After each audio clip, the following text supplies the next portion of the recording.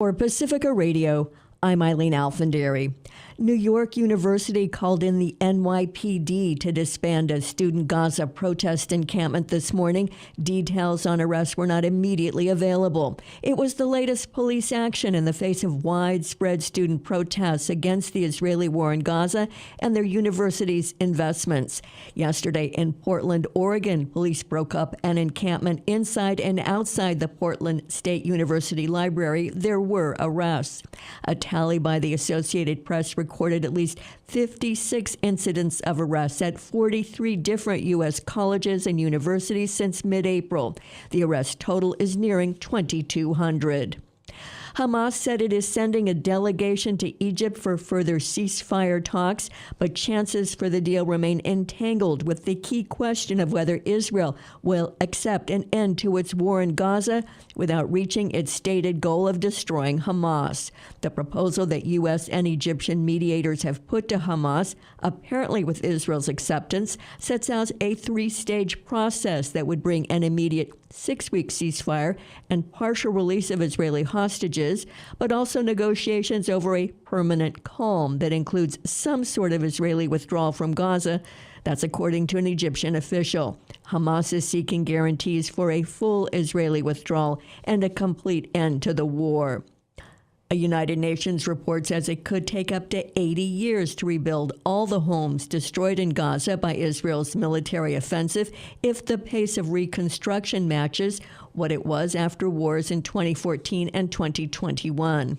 Liza Kramer reports. Abdullah al-Dardari is director of the Regional Bureau for Arab States at the UN Development Program. Al-Dardari says 370,000 homes were damaged in nearly 7 months of war.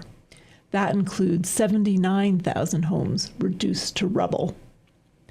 Al-Dardari said the rebuilding of Gaza will be a massive undertaking, both in cost and logistics. The overall reconstruction of Gaza today, according to our estimate, will be between $40 to $50 billion at least.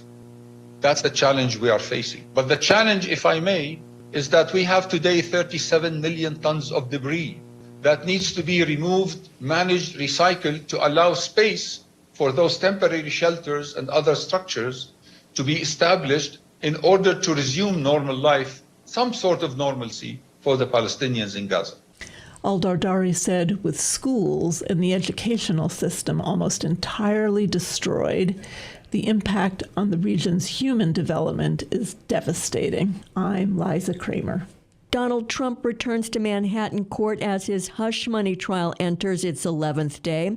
Lawyer Keith Davidson concluded his testimony after spending nearly 6.5 hours on the stand over 2 days. He laid out for jurors details of his negotiations with Trump lawyer and fixer Michael Cohen and the National Enquirer on behalf of Stormy Daniels and Karen McDougal. Ira Spitzer reports. Lawyer Keith Davidson was back in a Manhattan court for a second day of testimony with Donald Trump looking on.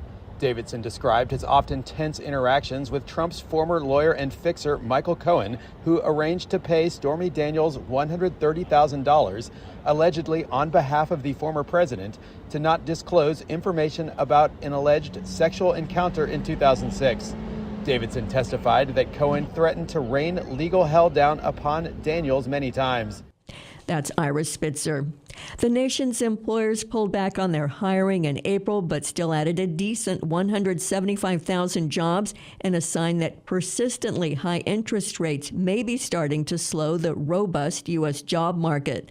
Last month's hiring gain was down sharply from the blockbuster increase of 315,000 in March.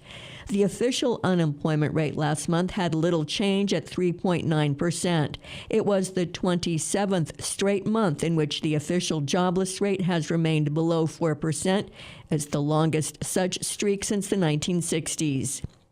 Democratic Arizona Governor Katie Hobbs has signed a bill to repeal a ban on most abortions. Hobbs noted what she called the draconian law was first approved in 1864.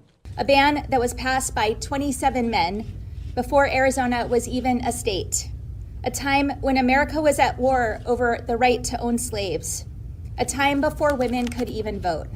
The Arizona Supreme Court had recently reinstated the law. The majority opinion suggested doctors could be prosecuted and sentenced up to 5 years in prison if convicted. Abortion rights advocates are gathering signatures to enshrine abortion rights in the Arizona Constitution. I'm Eileen Alfandary for Pacifica Radio.